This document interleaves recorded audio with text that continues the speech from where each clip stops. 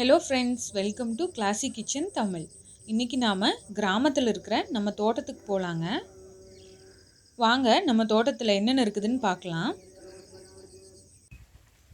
இந்த மாதிரி பெருசாக வளர்ந்துருக்கிற வாழை மரத்தில் பக்கம் நிறைய இருக்குங்க. அதை எடுத்து நாங்கள் வேறு இடத்துல நட்டி வச்சுருவோம். ஒரு மரத்துக்கு 2 பக்கம் மாதிரி தாங்க விடணும். அதிகமாக விட்டோன்னா தார் ரொம்ப சிறுசாக இருக்குங்க. அதனால் நாங்கள் வெட்டி விட்டுருவோங்க. இல்லாட்டி இந்த மாதிரி எடுத்து வேறு இடத்துல நட்டி விட்டுருவோங்க. செவ்வாழை, ரஸ்தாளி, பூவன் பழம் இந்த வயலில் வச்சுருக்குறோங்க.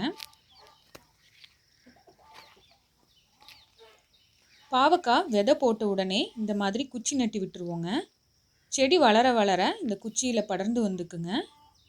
அதே மாதிரி நாங்கள் பாவக்காயை நல்லா பழுக்க விட்டு அதிலிருந்து விதை எடுத்து வச்சுக்குவோங்க. நாட்டு ரக காய்களுக்கு எல்லாமே நாங்கள் இந்த மாதிரி நாங்களே விதை எடுத்து வச்சுக்குவோங்க. வெண்டைக்காய் இப்போ தான் நல்லா பிஞ்சு விட ஆரம்பிச்சிருக்குதுங்க. இது சிவப்பு ரக வெண்டைக்காய்ங்க.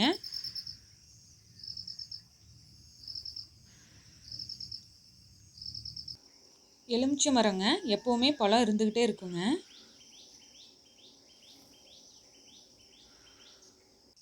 இது கொழுமிச்சை செடிங்க.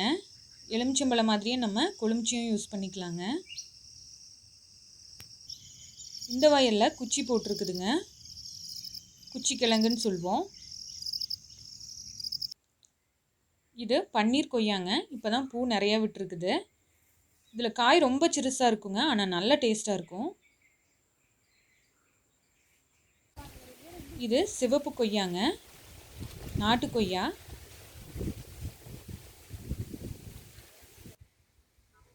இது மரநெல்லிக்காய்ங்க. அதில் இது நாட்டு ரகங்க. அதனால் காய் ரொம்ப சிறுசாக இருக்கும், ஆனால் டேஸ்ட் ரொம்ப சூப்பராக இருக்குங்க. ஹைப்ரிட் வெரைட்டினா காய் இன்னும் கொஞ்சம் பெருசாக இருக்குங்க. பச்சை மிளகாய் செடிங்க.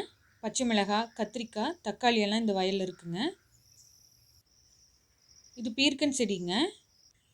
இப்போ தான் பூ நிறைய விட்டுருக்குதுங்க, பிஞ்சு வர ஆரம்பிச்சிருக்குது. இன்னும் 1 மாதத்தில் நம்மளுக்கு நிறைய பீர்க்கங்காய் கிடைக்குங்க.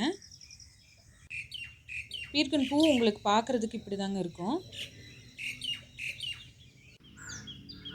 பீட்ரூட், முள்ளங்கி எல்லாம் இங்கே இருக்குதுங்க. இது எடுத்துடலாங்க, நல்லா முத்திருச்சு.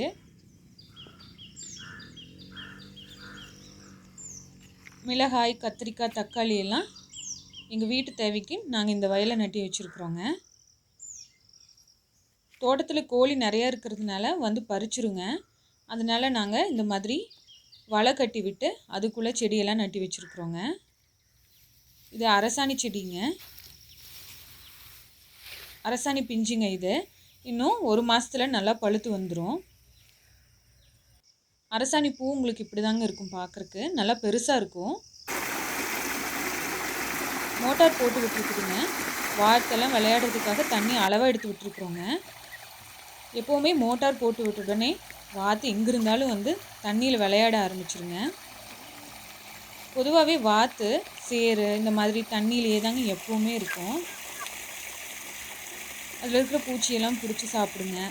தண்ணியில் நல்லா நீந்திகிட்டே இருக்குங்க எப்போ பார்த்தாலும்.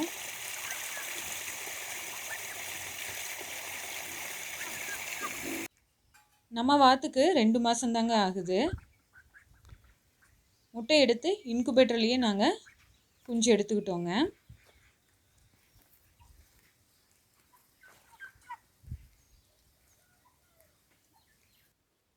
இது செம்பருத்தி பூங்க, ஒத்தை அடுக்கு செம்பருத்தி. செண்பக மரங்க.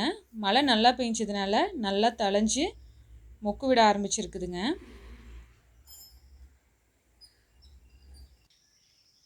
இது வெள்ளை கலர் செண்பக பூங்க.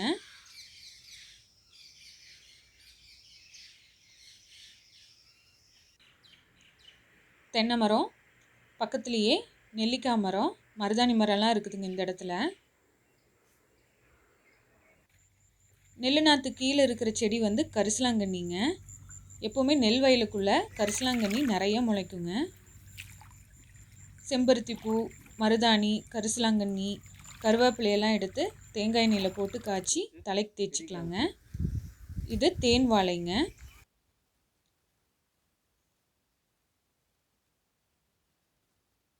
தோப்புக்குள்ளேயே நாங்கள் தீவன பயிர் போட்டிருக்கிறோங்க. ஆடு மாட்டுக்கெல்லாம் இதை வெட்டி போட்டுடலாங்க.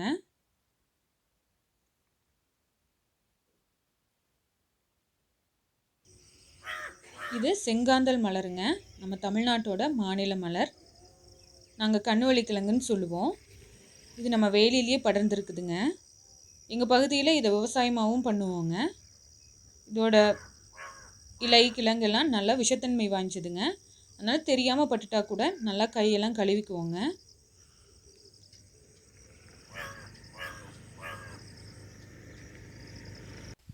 எங்கள் ஊரில் நல்லா மழை பெஞ்சதுனால இந்த வருஷம் கிணறெல்லாம் நல்லா நிரம்பிருச்சுங்க. மீனெல்லாம் நல்லா மேலேயே வர ஆரம்பிச்சிருச்சுங்க.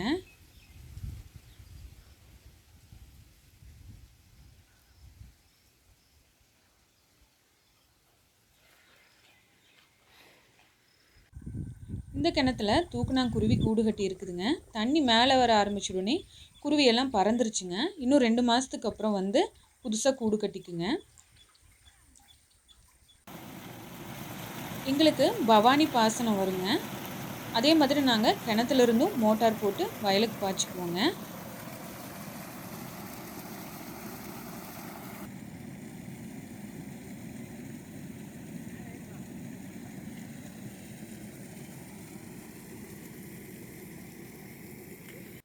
நாங்கள் 3 மாதத்தில் அறுவடை பண்ணுற நெல் ரகம் நட்டியிருக்கிறோங்க.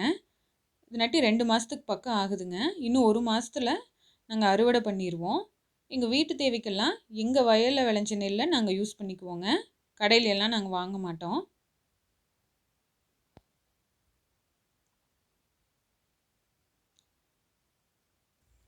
வயலில் இருக்கிற கிணத்துலையும் தண்ணி நல்லா நிறைஞ்சி வந்துருச்சுங்க.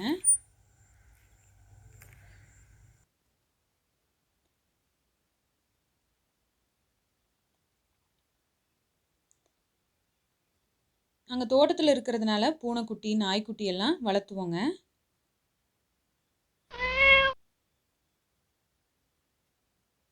குருவி வந்து கூடு கட்டுறதுக்காக இந்த மாதிரி மூங்கில் சின்ன சின்ன துண்டாக வெட்டி வச்சுருக்குறோங்க. மழை காலங்கிறதுனால காளான் நல்லா புடச்சி வந்திருக்குதுங்க. இது மொட்டு காளானுங்க. வெள்ளரிக்காய் பந்தல் எடுத்து விட்டுருக்குறோங்க. நிறைய பிஞ்சு பூவுமாக இருக்குதுங்க. நேற்று நல்ல மழைங்க. அதனால தண்ணியெல்லாம் இந்த மாதிரி நிறைய வர ஆரம்பிச்சிருச்சுங்க. வயலெல்லாம் நல்லா நம்பிருச்சுங்க. மழை தண்ணி உரம்பு தண்ணி எல்லாம் இந்த மாதிரி ஏரியில் போய் சேர்ந்துருங்க. நம்ம கண்ணுக்குட்டி நம்ம என்ன பண்ணிக்கிட்டு இருக்கிறோன்னே பார்த்துக்கிட்டு இருக்குதுங்க.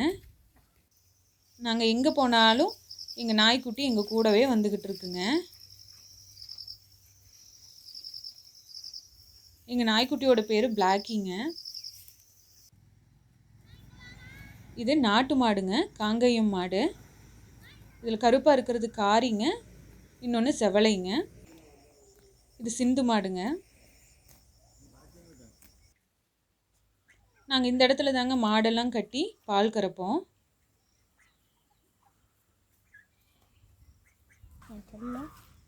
எங்கள் மாடுகள்லாம் இந்த மாதிரி குழந்தைங்க போய் தொட்டால் கூட ஒன்றுமே பண்ணாதுங்க. நீவி கொடுத்தோன்னா பாசமாக அப்படியே பார்த்துக்கிட்டே இருக்குங்க.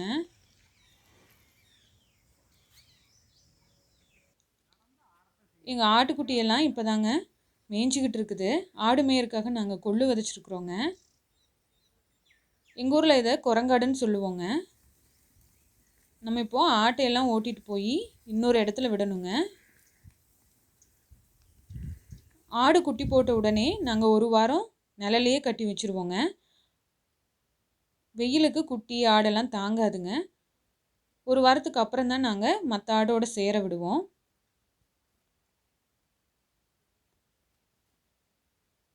நம்ம எதுவுமே கைட் பண்ண வேண்டியதே இல்லைங்க. அதுக்கு தெரியும் நம்ம தோட்டம் எங்கே இருக்குதுன்னு. நம்ம கூட போனால் போதும், அது பாட்டுக்கு போயிட்டே இருக்கும். ஆடு மேயறதுக்காக நாங்கள் வேலி போட்டு அடைச்சி வச்சுருவோங்க அந்த தோட்டத்தை.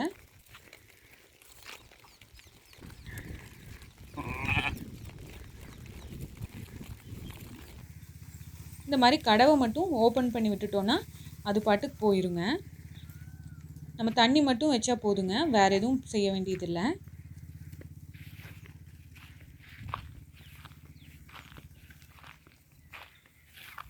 சாயங்காலம் ஓட்டிகிட்டு வந்து பட்டியில் அடைச்சிருவோங்க. அடுத்த நாள் காலையில் தான் மேய்ச்சலுக்கு திறந்து விடுவோங்க. இந்த வீடியோ உங்களுக்கு எல்லாம் ரொம்ப பிடிச்சிருக்குன்னு நினைக்கிறேன். கிளாசிக் கிச்சன் தமிழுக்கு சப்ஸ்கிரைப் பண்ணுங்கள், லைக் பண்ணுங்கள். தேங்க்யூ.